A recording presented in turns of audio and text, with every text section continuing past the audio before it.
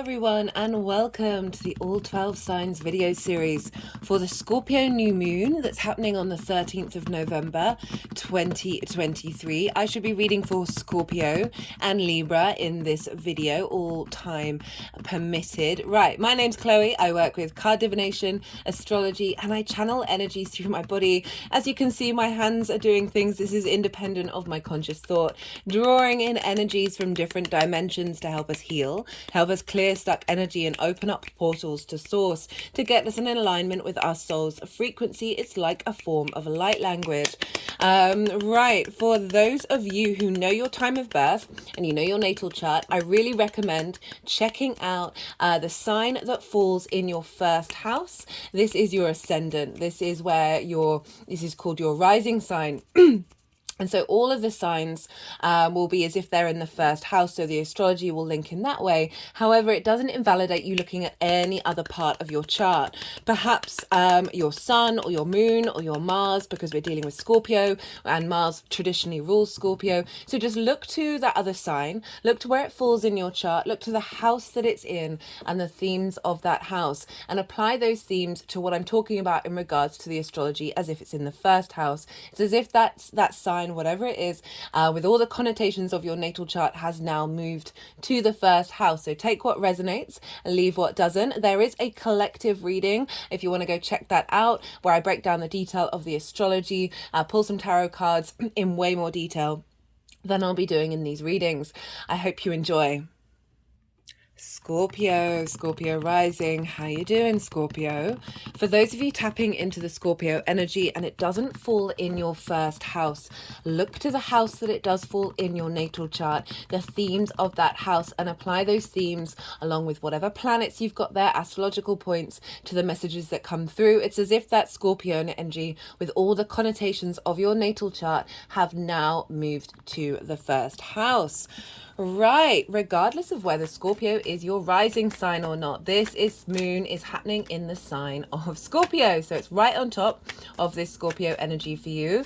And so this is what's called, there's an element of a conjunction here, so it's an activation of a new cycle in the Scorpio area of your chart. I will be pulling cards for 3 piles. The first pile is for the lead up to this new moon. What have we transmuted from that full moon in Scorpio that in May that was an eclipse? What have we learnt from that visibility, that completion energy, that sort of ascension energy? What have we then brought down into our life? We've cultivated, and now we're coming towards the new moon where we're sort of transmuting what hasn't worked and what we've learned and putting it into a new intention.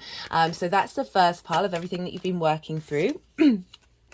And the second pile is the energy of the new moon itself. This could be what's happening around the time of the new moon for you. But what I like to focus on in these readings is the sort of, because the way that with astrology, all the planets are talking to one another at a specific moment in time. And that energetic frequency gets downloaded into our vessel and then starts to unfold moving forward. So that's the energy of the second pile. And also, so that's how what's being downloaded in this new moon that's then going to expand. And then the third pile is how this is going to manifest moving forward.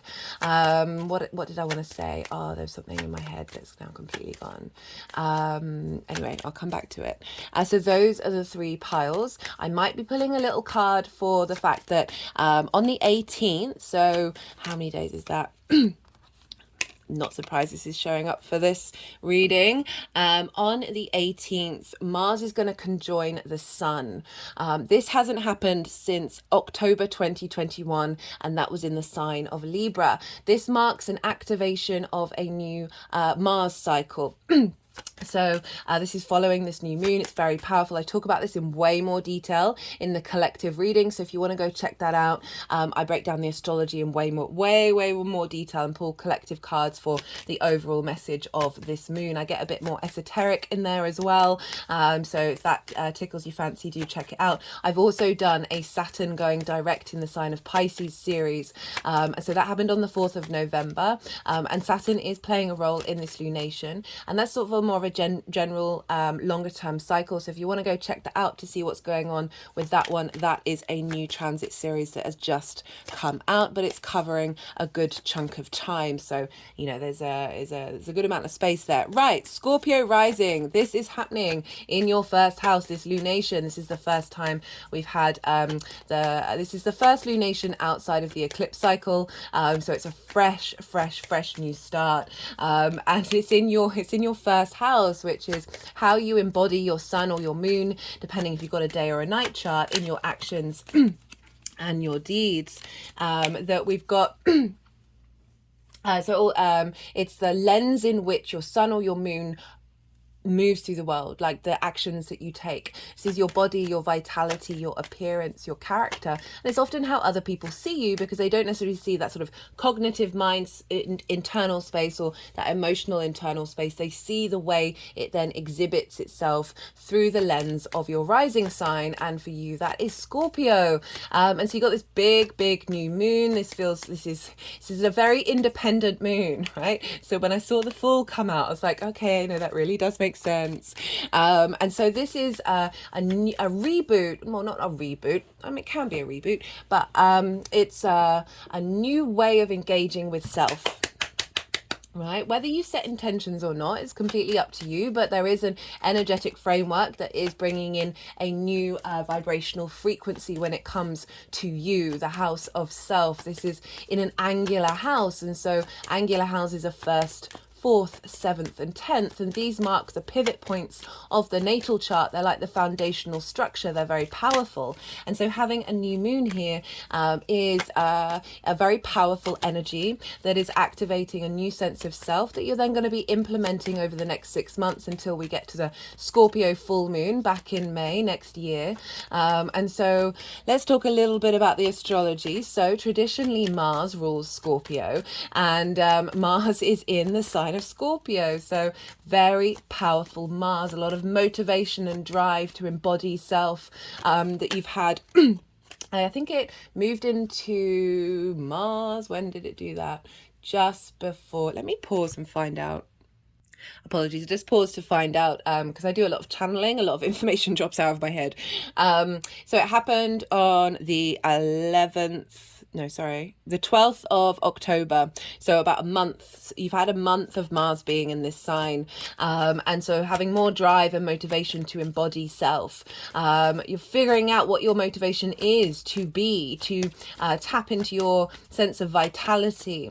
And as I said, it's in its own sign, and it's in a yin night sign. So it's more receptive. There's an element of cultivation, of nourishment, of strategy, of being in a state of observation. There's a sense of planning here before we then start getting active and taking more momentum. There's also this desire for transformation with Mars moving through here, of taking action to embody that transformation. So we've had a good month of Mars being in this sign, and then bam, we get this new moon after what's been going on, what's been transmuting, even if it's on an unconscious level, it's now getting activated in this new moon. My whole body's now just shaking. And it's conjunct the sun and the moon. So we've got this Mars is very independent. And it represents our motivation, our drive, our action, our passions.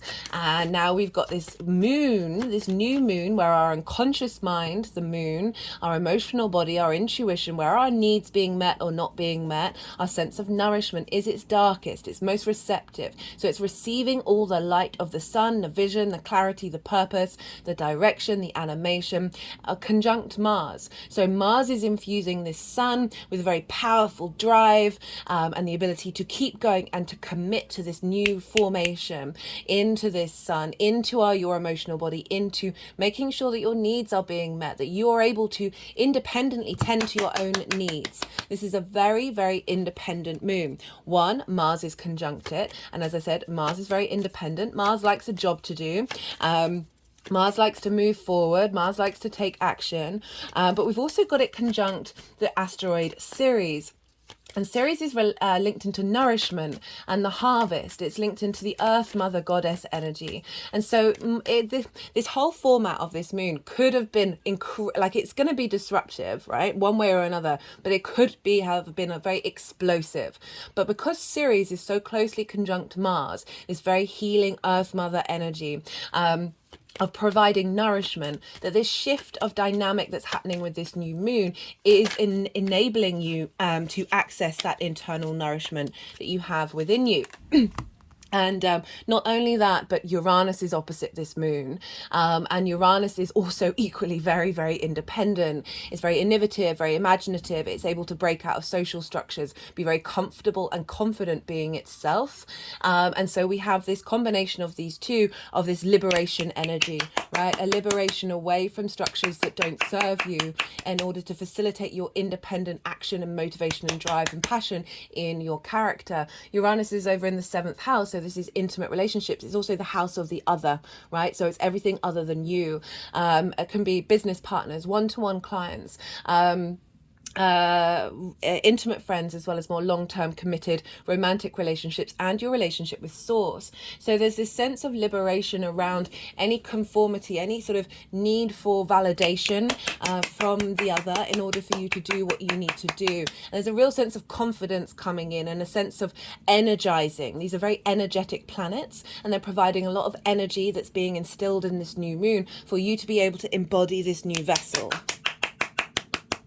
Not only that, we have Neptune over in Pisces making a lovely trine to all of this stuff in Scorpio. A trine is an aspect of Jupiter, wisdom, elevation, expansion, a sense of opportunities and confidence and joviality, right? So there's a real sense of cohesion coming through, of a deeper understanding, a deeper provider of expansion. We've got it with Neptune. Neptune is, for me, the direct portal to source. All the realities, all the frequencies, absolutely everything in creation energy can be very disruptive, and it can cause us to be very sensitive, as well as very idealistic and delusional, right? But what I'm seeing, Neptune brings different realities into our own, is you've got this in your 5th house of your creation energy. That creation energy is receiving downloads from source, of rebooting your sense of self, your sense of character, with a very independent structure.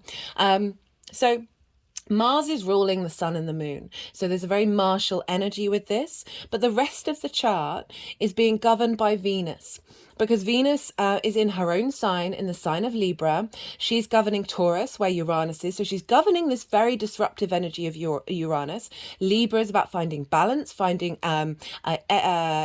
diplomacy, a sense of raising up voices and allowing equity to come through. She's also governing Pisces, because she's governing Jupiter. Jupiter's in Taurus as well. So Jupiter is being influenced by Venus, and therefore is influencing Neptune.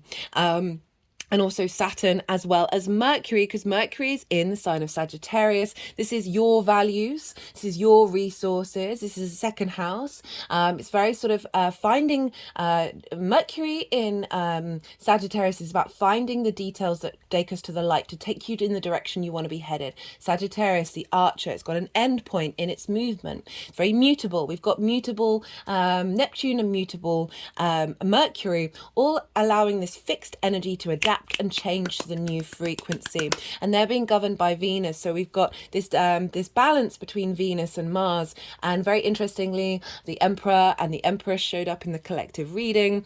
So it's really bringing the sense of harmony. Not only this, we've got Lilith over in Leo, which is your career house, right? Your life purpose. Very independent energy when she's there. She struggles with hierarchies that don't make any sense, or with hypocrisy, and it's basically forming this T-square of independent energy that's opening up this vessel that is in alignment with Venus, of bringing in some harmony and some flow. So super positive, but could be disruptive as well as very energetic, right? Uranus shakes things up. It flips things on its head. It can, I call it the path breaker and the clearer. No, the path breaker, the chain breaker and the clearer of paths, right? It can disrupt, it can clear things that don't serve you, that you may have just been carrying on with, that you might feel a bit discombobulated over. But just in general, like on a personal inner level. This is a liberation of your uniqueness and you feeling comfortable being that, and having the strength of character, Mars in your sign, and the motivation and drive to put that into practice. But remember that Venusian energy that's bringing in energy from Neptune and Uranus and Mercury, that's helping you shift that frequency away of outside of potential grief, frustration, anger, eye for an eye, revenge energy, that you, paranoia, that the darker parts of Scorpio that can really go, that hate, anger, or that can all go in there, that's being transmuted. They're all very valid human experiences, but if we hold on to them, like fixate on them, then we get pulled into that space, and it doesn't actually solve any problems. It's not conducive to breaking cycles and moving forward and actually finding solutions. And I feel like this Venusian energy, because she's with the South Node, so it's a refinement of this balance, the being able to be the diplomat in yourself and find solutions moving forward with this independent energy. Right, that was, the cards came out very quickly. I felt like I've been talking very succinctly. So is there anything else that I wanted to say? Oh, look to where your Mars is in your natal chart, because your the Scorpio energy with Mars is getting activated, so you might want to look to see what's going on with Mars, because that might bring some themes in relation to what's going on here. And I did mention that actually no, I'll talk more about that. I'm going to pull a separate card when I finish doing this about the Mars Sun Cazimi that's happening on the 18th, because as I said, that is starting a new roughly 2-year cycle of what Mars's purpose is, and it's happening in your sign around a new moon. So powerful. Right, you've had the Yang day action side, go, stimulation, all the information, extrovert energy side of the reading. Now we're going to drop into the Yin night rest side of it. I'm going to go quiet and soften my mind, because I'm going to let the energies do what they need to do. They're going to move the cards around, and then they're going to put them into the 3 piles, and I'll come back round and I'll talk about the tarot. I call you to do the same. Just soften your mind. You just had loads of information. Let it all rest into your unconscious mind and see what naturally comes through in your intuition, what intuitive hits you've got about what this new moon means for you.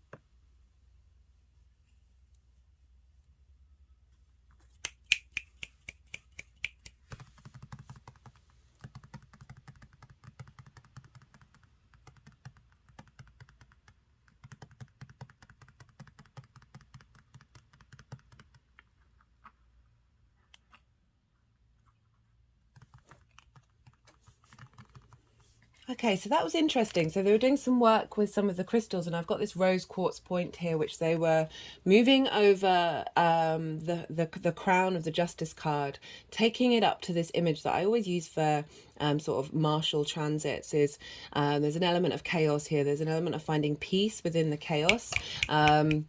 And it wanted to go take that energy to the Fool, that then took it to the Happy Buddha.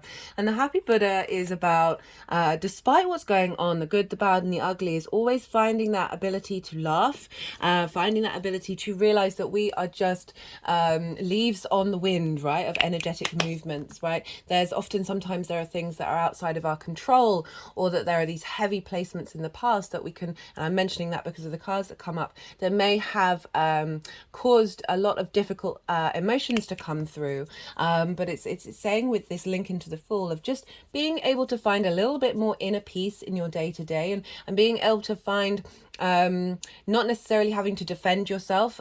Scorpio can be very defensive. It's also deeply transformative, that it feels like that defense energy, rather than feeling rather than it being unintegrated, you're able to move through with a little bit more peace and a little bit more ease with that Happy Buddha, right? Sort of as if you're there's a sense of gratitude in every area of your life, right?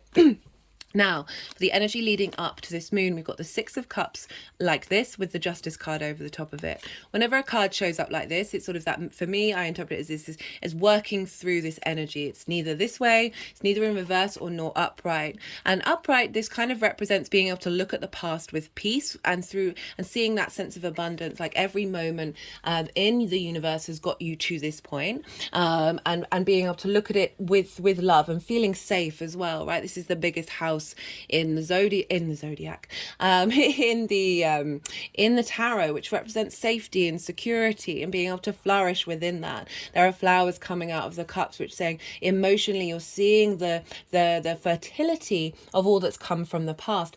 But it's crossed, so it's not that you're completely out of it, you're denying it. It's not that you're acknowledging it. It's that you've realized that there's something within you, in the way that your character exhibits itself, and the sense of self that you have within you, that's needed to reflect on this. It's needed to try and bring this into balance, where you might have felt not being able to tap into that at all. And we all suffer from feeling grief and pain and resentment or anger, or really intense energies around events and situations that have happened in the past. We also hold a lot of emotional energy from past life and from ancestral stuff, right? So this is very much about looking into past lives as well. That it isn't to do with us. It's reflected in things that have happened to us, but it's not. That's part of the what we've carried from other lifetimes that we're here to transmute, that isn't actually part of our soul's journey, right? These are the stepping stones in order to then get to this place of liberation, which is what this moon very much feels like. And it's being crossed by justice, right? So justice is about finding balance. It's about finding justice in the world, of being able to judge situations with both compassion and empathy, as well as truth and reality, right? So it's about finding fair decisions, and sometimes we can be really blinded from justice. We can get quite distorted in the way that we look at things. And this combination of cards is saying you've been trying to find balance in the way that you perhaps emotionally respond in your actions and your deeds, and that's been part of your journey up until this point of trying to find that balance. Justice is also linked into karmic contracts being cleared out, but when we do clear these contracts out, when we do kind of level up our energy, we need to allow ourselves time to adjust to that new frequency, and that can feel really heavy, and it can feel really discombobulated, which is interesting why it was sort of bringing in this energy of so this is sort of like being able to hold your ground in the chaos, right? The eruptions of situations, and be able to be very martial and be able to marshal your energies. And this energy, which we're moving into with the new moon, is this is not even really touching you, right? It's like it's not even holding on to you. You're not the importance of the weight of whatever calamities or disruptions may be happening that you may have been able to tap into. You can observe fleetingly and then just get on with your day.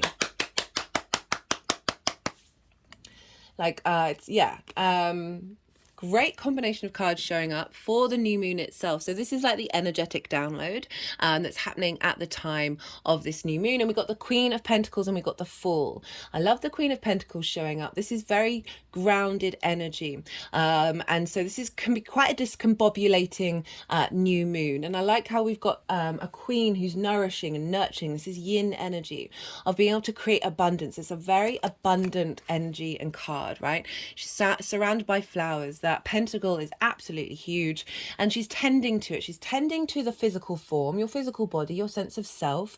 There's a sense of nourishment and cultivation of all the resources that you have within you to embody a new frame of work, in like elevating everything that you've learned, everything that you've been, and now there's a sense of elevation coming in. With the Fool, the Fool operates from a heart space. If you look, the chest is so far forward, so that means that heart chakra is like leading the way. It's wide open, the sort of this ability to be open to possibilities.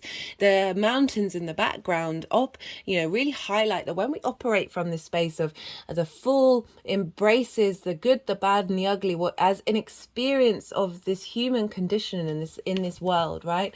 And with the higher mountains in the background, it's saying that perspective is of a higher place, is of a higher vibrational frequency. The sun is on your back. It's compelling you into this new journey, full of curiosity, but also just this sense of peace in the exploration, in all of the difficult transitory moments that we have. This desire to always be in a state of regeneration, which can be very exhausting. I'm loving the Fool coming through, of saying that there's a sense of ease, there's a sense of lightness coming in, of being able to find the joy in these moments, with a deep nourishing of the Queen of Pentacles.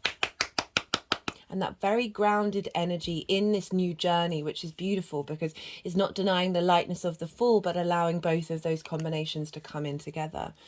How this energy is manifesting moving forwards, well, you've got some really, really great cards. You've got the Three of Pentacles and the Four of Wands. The Three of Pentacles is mastery, right? So if we think about the first house, this is mastery of self, right? An elevated experience. And that mastery comes from going through all the different stages, right? Of building and building and building and building. So whatever's coming through is an element of acknowledgement of this new vibrational frequency that's giving you more confidence.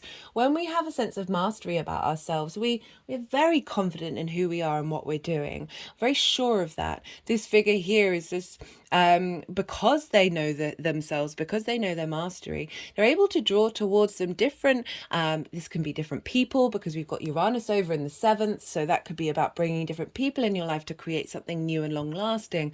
But it's also about the different elements of yourself that are the different skills that you have within you and how you embody them, and being able to get them to work together to create something beautiful but long lasting, and a real sense of collaboration, in an internal collaboration where you may have had conflict, you may have had discord or constant change. There's a real sense of whatever you've been going through, there is a building to this acknowledgement of the confidence that you have within you. This is a very confident, independent moon, and it's coming with the Four of Wands. This is a celebration of all the hard work that you've put in, right? This often represents sort of monumental moments, pivot points in your life. I link this into the harvest. So one harvest takes about a year, and you've got to put all of the hard work in. We're coming up to the time of like everything's composting in the northern hemisphere, or everything's beginning to start to come into life in the southern hemisphere. Like there's a transition phase here, but it represents the end of that harvest, the end of the journey of bringing that harvest in, and then celebrating what it is that you've cultivated with this new framework.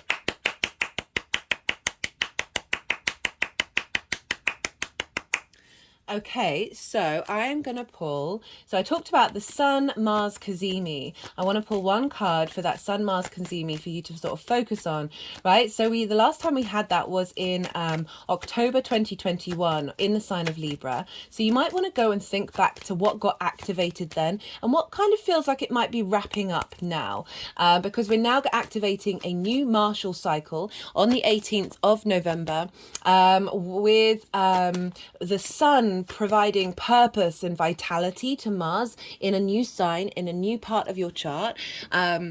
So you may have, with that, in being in Libra, you have had more motivation and drive to clear through your unconscious mind, your limiting beliefs, your trauma responses. And now we're moving on to the next sign where you're now activating everything that you've learned in that last cycle in this new one of self. And so what else was I going to say? So this, as I said, is activating a new Mars cycle, which will continue until, when is it? January 2026. So this is all about you. This is all about your body, your vitality, your character, how you want to be, your sense of self. How do you want to embody that in your actions moving through in the world? And finding the strong motivation and strategy and drive of Mars and independent, of being able to get up and go and do those things. So it's a very powerful transit, and this is all happening just after that new moon, so it's going to get activated in part of this new moon cycle as well. And yeah, a general focus, you may notice that like the martial energy of the next few years is just being pulled into this area of your life. Right, let's get one card for Scorpio risings to focus on, or Scorpio in general, I do apologize, for what this Mars Sun Cazimi represents. Sorry, I just had to pause for a second there, Scorpio. Right, so one card. What does sort of represent the overall energy of this new Mars cycle coming through for Scorpio? One card for Scorpio.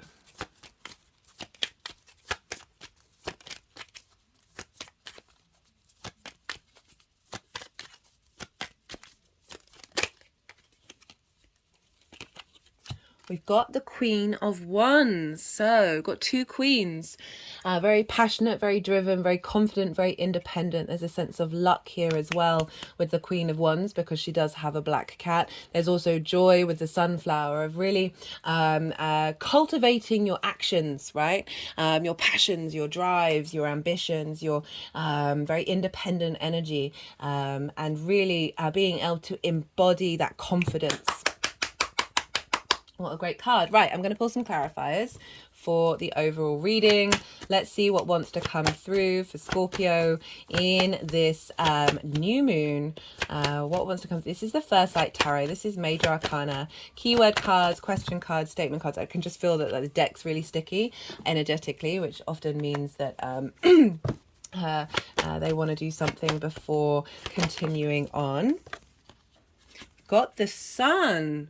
Freedom, nature, free-spirited, innocence. That's a real lovely combination of like the very independent energy that's coming through with that moon, as well as the Fool showing up, which is, there is an innocence to that. There's a sort of a breaking out of feeling like you've got to be one way and like reverting back to like the joy of life, even though, you know, I know life builds layer upon layer of heaviness, and it can be really, really hard to activate that.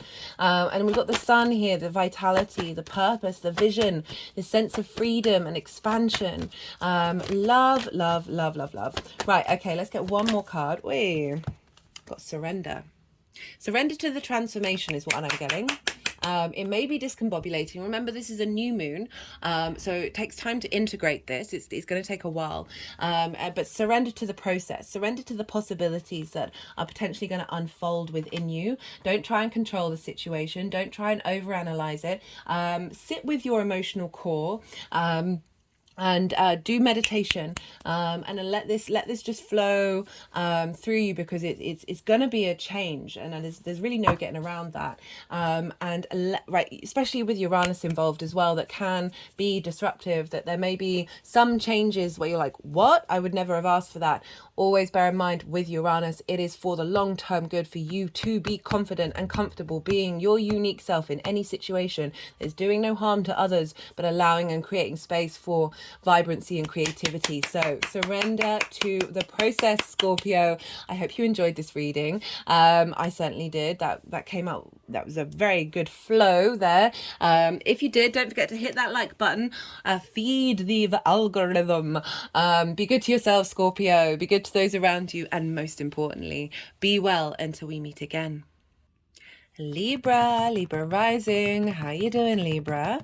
For those of you tapping into the Libra energy and it doesn't fall in your first house in your natal chart, look to the house that it does fall in, look to the themes of that house and apply those themes to the messages that come through. It's as if that Libra energy with all the connotations of your natal chart, themes, planets, astrological points have now moved to the first house. So take what resonates, leave what doesn't. Right, regardless of whether Libra is your rising sign, Libra and Scorpio are next door to one another. This is what's called inverted. So there's 6 different energies all playing around with one another. They don't traditionally have a direct line of aspect with one another, but they're next door. So Libra, your cardinal, your air, your yang, day in nature. Scorpio is fixed, water, yin, night in nature. That's 6 energies playing around and trying to figure out how to work with one another. And the way I associate this energy is, imagine sitting next to somebody, but you're both facing forwards. You can't see them. You don't have that direct line of clarity of vision, but you are sitting next to someone. You can tell when you're sitting next to someone. You can, all your spidey senses go. Like, it's a lot of more subtle energetic transfer. Like the word osmosis, I feel like this permeable membrane between the signs where they sort of they can seep into one another and build on one another. I love the combination of Libra and Scorpio. I love the sort of the charm of Libra with the bluntness of Scorpio work really well together. And so you've got this new moon, and let me just say, I'm pulling cards for 3 piles. The first pile is the lead up to this new moon, and that's coming from that Scorpio full moon eclipse that we had in May. So the last 6 months of everything that you've worked on from that fullness, what you've integrated of your understanding of what showed up around there over the last 6 months, and then the transmutation of anything that you've through implementation you figured, oh, this isn't quite working, or I could do it in this way, transmuting that energy before then setting a new intention, building on everything that you've just learned from. So that's the first pile of the journey that you've been on up until this new moon. The second pile is the new moon itself, the energetic blueprint that's being downloaded into your vessel at the time of this lunation. New moons are a great time for planting new seeds because the sun is, the moon is at its darkest. Our emotions, our intuition, how do we nourish ourselves? How do we nourish others? Where are our needs being met and not being met? Our unconscious space is at its darkest. So the light of the sun, the vision, the clarity, the cognitive comprehension is being downloaded into your unconscious mind. So that's why setting intentions, planting those seeds in the unconscious, then we start to take action on them moving forwards. But regardless of whether you set intentions or not, the blueprint of how all the planets are talking to each other at the time of the new moon gets seeded as well. So that's what I'm pointing to with the second pile of what sort of energy is being downloaded at the time of this new moon. Can also link to events that are happening around the new moon itself. Right.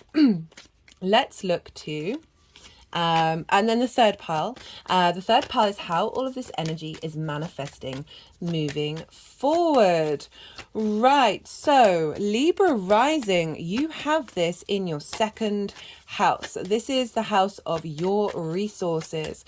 This is how you value yourself, most importantly, and often the distortions around valuing of self. This is what it is that you value. This is the skills and tools that you have in order to make money on a regular basis. This is also your manifestation ability. So it's a very powerful, independent new moon. It's not an eclipse. It's the first new moon in the sign of Scorpio outside of that was the King of Pentacles and the Six of Wands. We'll see if they want to come out again.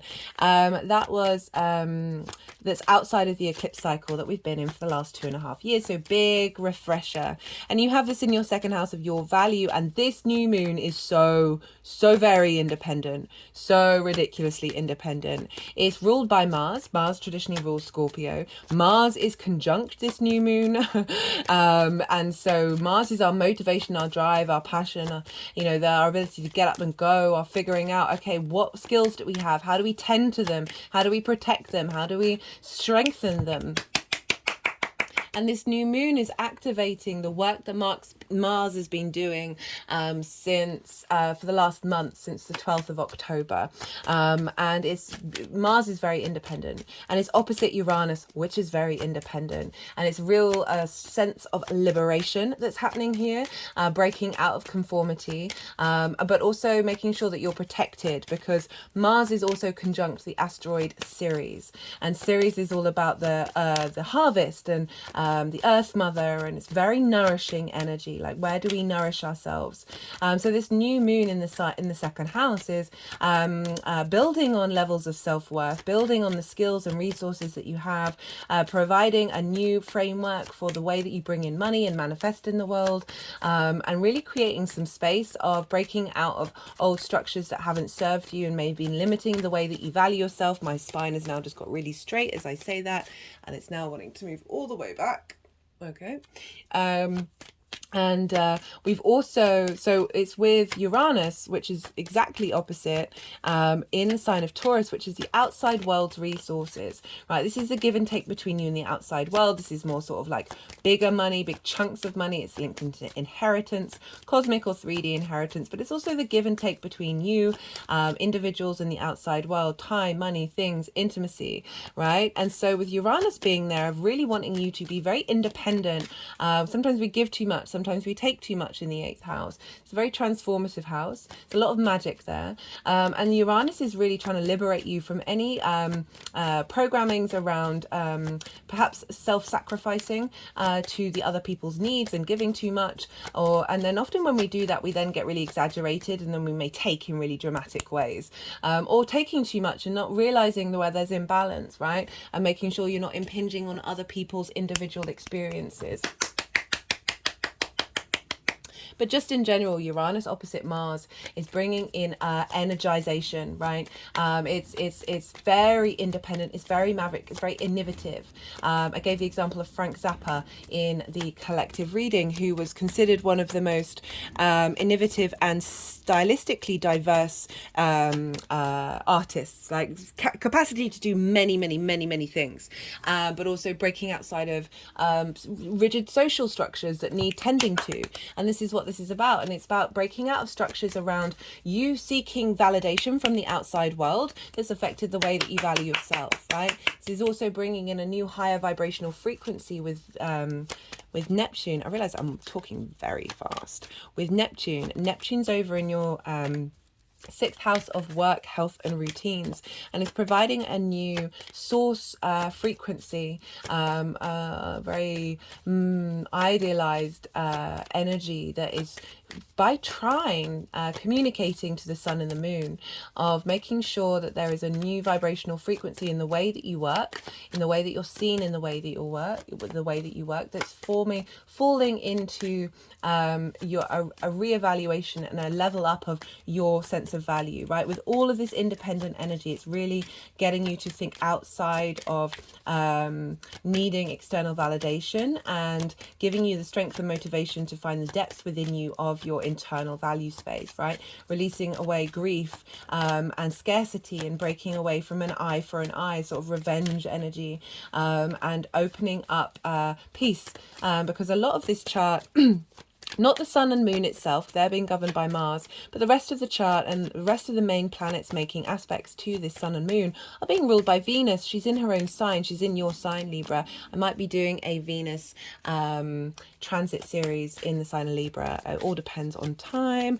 And she's influencing Taurus. So that's where Uranus is. It's where Jupiter is. And therefore, Jupiter's influencing Neptune and Saturn, and also Mercury. So a lot of the other planets that are involved are being impacted by Venus. So where we may have had an incredibly disruptive, very like going to the extremes of independence at the sake of everything else energy with this moon, because we've got a lot of support from Venus, it definitely feels like it's easing, it's bringing that level of charm, right? That ease, that harmonizing, that diplomacy into this new framework that's coming up for you in the way that you value yourself, the way that you tend to your skills, the way that you understand your ability to manifest in this world. That's going to be be cultivated by that Neptunian aspect of providing wisdom of the way that you work, in the way that you work, and utilizing the skills that you have in order to bring about a deeper understanding of your commitment to the way that you work.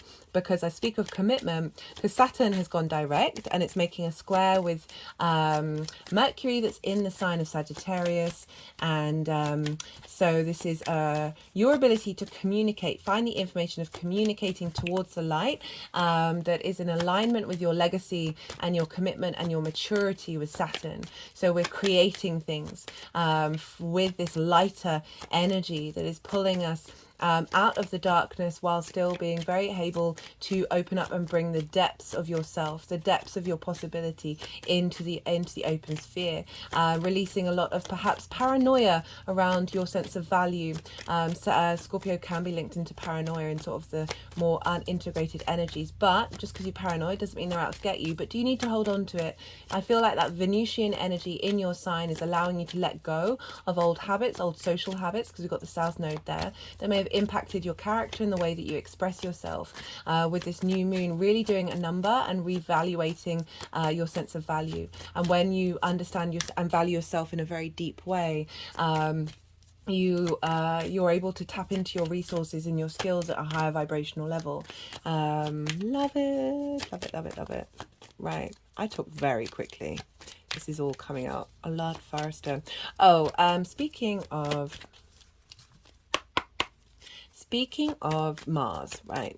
So Mars on the 18th of November is going to conjunct the Sun. Exactly. This happens not very often.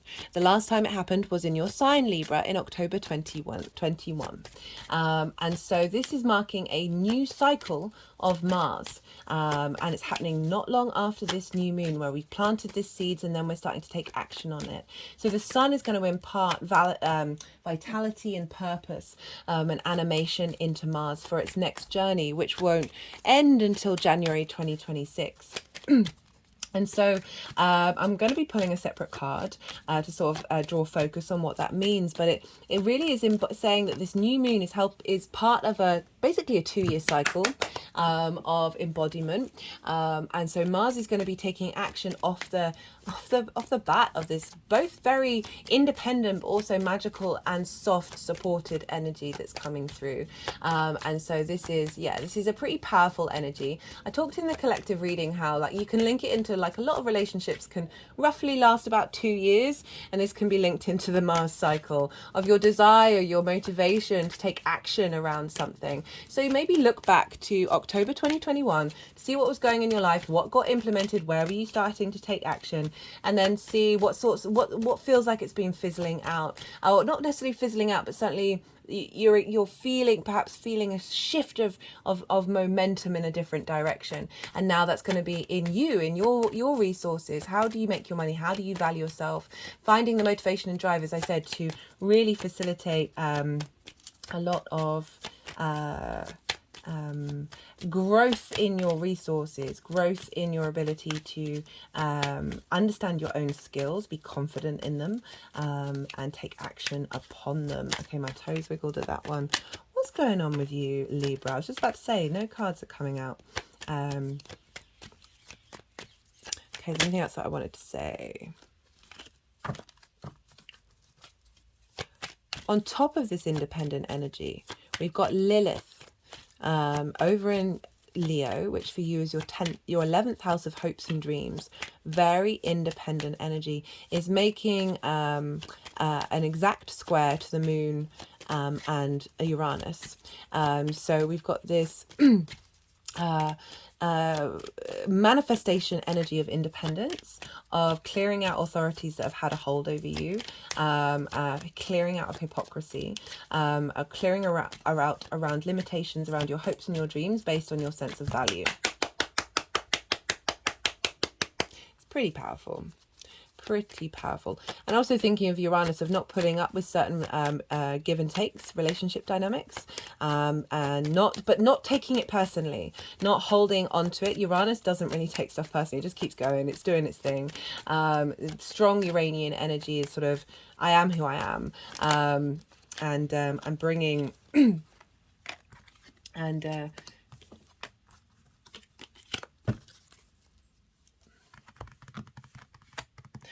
okay, so they put the deck down, and so I'm gonna stop talking now. We've had the Yang Day action side of the reading. We have the stimulation, the go go go go go, the extrovert. Now we're moving gently into the Yin Night restorative rest side of the reading. I'm gonna go quiet and soften my mind and let the energies do what they need to do with the cards. They'll then put them into the 3 piles, and I'll come back round and I'll bring in the astrology in relation to the tarot.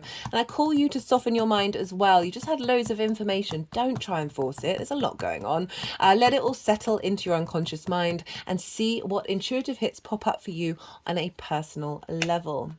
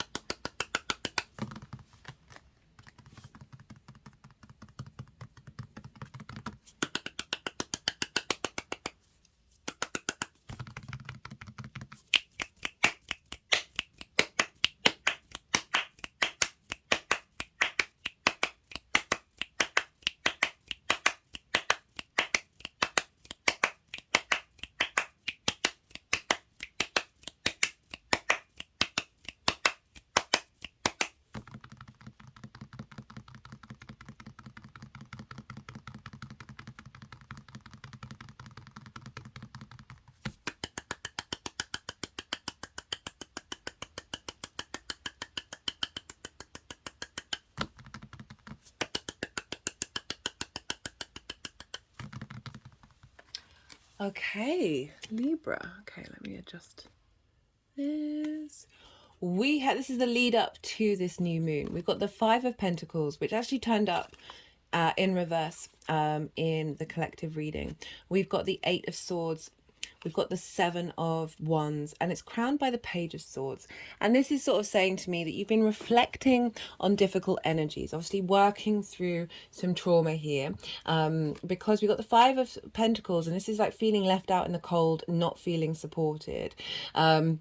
Especially around perhaps you haven't been getting the resources that you think you need, or it's just there may be small situations that have been triggering this feeling that are just part of the cycle of healing, right? And we've got the 8 of Swords. This is mental constructs that potentially are blocking you away from seeing your own value crop up with the 7 of Wands. The 7 of Wands, this figure is standing on the cliff. They have the higher ground. They have something of value, but they're feeling very unsteady. If you look at the face, it's the most unsteady face in the tarot. They're wearing different shoes. There's a sense of, oh my God, what's going on? I feel very overwhelmed, not being able to focus on the value, but seeing this is like a scarcity complex, right? The competition energy of like feeling like you've got to defend yourself against what other people are doing, when it's really about drawing inwards and cultivating what it is that you have rather than being outward. And this is coming with the Page of Swords, which is why I say these things might not have been like big things that have cropped up over the last 6 months, but certainly events or situations that have caused these sensations to rise up within you, but you've been spending time in contemplation with it. We've got the Page of Swords. This is a sort of a reevaluation of the constructs that you have around your sense of value. The page looks backwards but is moving forwards. So it's an honoring of the fact that sometimes we do need to reflect on the past and see where we are now and to realize that we're moving into a new frequency. So I really like that, Libra, that the page is showing up. Pages are very inquisitive, especially the Page of Swords. Page of Swords really good at going in, like very investigative. So really being able to go into the depths of something and dredging these things up and helping then transmute that energy into something else that's more facilitating rather than blocking, right? That scarcity complex can feel really oppressive, even though it's come out of potentially valid experiences, but then feedback loop. So the energy of the moon itself, you just got one card, Libra. You got the Magician. So far cry from what's just cropping up here of feeling limited, feeling isolated, and feeling unsteady. And then the Magician comes along and goes, hey, how you doing? You got all the resources you need within you in order to create and manifest in this world. This is a great card for the second house. I absolutely love this. That having gone through the investigative work, having understood why, where, how, when, about resources and about your sense of value, that you're then able to then confidently, this new moon is bringing in a sense of confidence. The Magician is very confident in its creativity, confident in its ability to utilize all the resources in order to manifest in the world, right? So this is tapping on all sorts of things. This is a sense of the confidence of knowing your own value, and the confidence and activation of certain skills and resources that may have been blocked because of these energies. Oh, big energetic release at this one. Whoa, okay, cool. Wasn't expecting that. Yeah, awesome, just wild. And then we got the Three of Pentacles. This is mastery. It's also showed up in the collective reading. This is mastery of self. This figure knows its own value. And when you know your own value, draw towards you either other resources within yourself or people in your life that have different skills in order to create something beautiful and long lasting. This is one of my favorite cards in the tarot because I think it just represents so many parts of the human in society, right? It's a very, three's the magic number as well. So there's a real sense of confidence in your skills, confidence in your value that are creating situations that bring about a sense of longevity, because they're building a church right here that, like, churches used to take hundreds of years. Like, there's a sense of what's being instigated is taking you to a point of legacy. Okay, right, so I'm going to pull a card for the Mars-Sun conjunction for Libra. Just one card. Mars-Sun conjunction that's happening on the 18th of November as a sort of energetic feel about what that Mars cycle may look like for the next 2 years. What did I say about, did I say the King of Pentacles and the Six of Wands? And here is the Six of Wands. This is recognition and victory. Okay, so your sense of, if we're thinking about the second house, right? It can be, this person's gone and done what they think is the right thing to do, and based on their skills and their talents, and they've come out the other side and they've received recognition. I want to focus mostly on the fact that this person has gone and done the things that they need to do based on who they are and what they have to offer, and it's brought about a sense of victory for them. The plus side, like the added bonus on top of that, is a sense of recognition, is a sense of from the outside world about who you are and what you are. But I don't want to focus on that because that can get us in sticky waters if we're seeking that. It's not about seeking it, it's about just going, being you, doing you. This is such an independent energy that's really not bothered about social environments. It's not about being bombastic or rude or anything like that. It's just like when you know your truth and you act on it, and you act on, rather than the self-doubt and the self-worry and the second guessing and the questioning everything, when we really sit in that confident wisdom spot, it's so liberating. It's so incredibly liberating that it allows you to then do what you need to do and not spend so much energy worrying and being fixated on this, that, on the other. It's really giving the strength to take the embodiment to take action. We got the strategy card, so I'm pulling some clarifiers, and strategy is very much Mars in Scorpio, of being able to embody, whether that's consciously or internally, on an unconscious level, a sense of knowing what it is that you need to do for the long term. I'm going to get one more card from here. Let's see what one more clarifier. This is the First Light Tarot. This is major arcana, keyword cards, question cards, statement cards, yeah,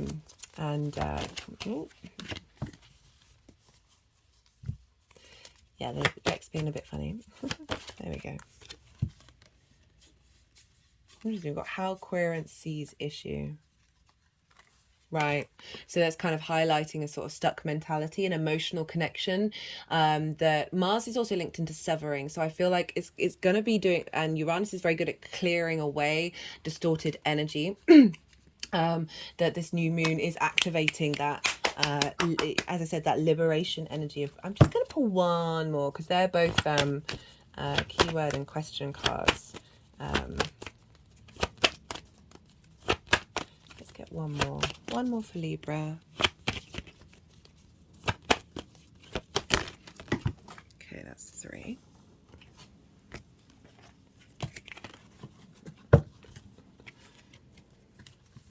Okay, I cut the deck and I got the Death card. And this is Scorpio's card. Change, suspension of consciousness, new life reborn. Okay, my head just went back and my hands are sort of doing things. A real acknowledgement of this is going to be a huge change for everybody. That transmutation of energy from this dynamic into this dynamic. Love, love, love, love. Right, okay, let's get one more card. One more card for Libra.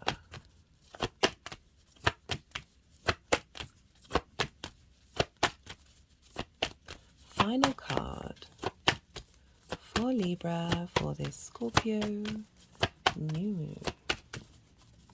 This is such a powerful reading. It's very clear. It's very clear in the energetic shift and love, right? All of these things that may have been coming up. Please throw love at it. It can be really difficult for us to do that, especially for ourselves. And the intensity of feelings that may have been coming up as well. We can get really held down into them. And love kind of cracks open everything. You see, it's another 6. Love kind of cracks everything open. And when you operate with love of yourself moving forward, right? A love of your skills, or even if you're not necessarily feeling confident in that, just like maybe do a mantra, love mantra, in relation to this, because as I said, a lot of this is being governed by Venus as well. So there's an element of a desire to bring in that state of harmony and bring in that love, rather than feeling stuck in certain energies. There's a real sense of confidence coming in here. Right, Libra, I really enjoyed that reading. I hope you did too. If you did, don't forget to hit that like button. Yeah, just we're all doing what we can, and it's quite phenomenal that the levels of magic that are out there and the levels of heaviness that are out there as well. And navigating that is, our souls signed up for this utterly ridiculous nonsense experience that is also full of joy. Be good to yourselves, Libra. Be good to those around you. And most importantly, be well until we meet again.